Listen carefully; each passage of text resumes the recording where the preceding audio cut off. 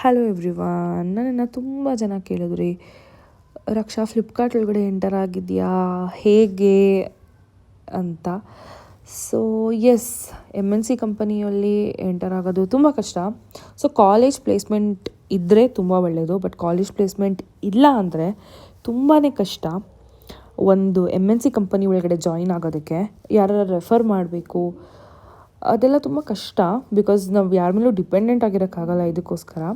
So S, ನನ್ನ journey ನಾನು ಹೇಗೆ ಸೇರಿಕೊಂಡೆ ಅಂದರೆ, ನಾನು ಫ್ಲಿಪ್ಕಾರ್ಟ್ ಆನ್ಲೈನ್ ಪೋರ್ಟಲಲ್ಲಿ ಜಾಬ್ ಅಪ್ಲೈ ಮಾಡಿದ್ದೆ.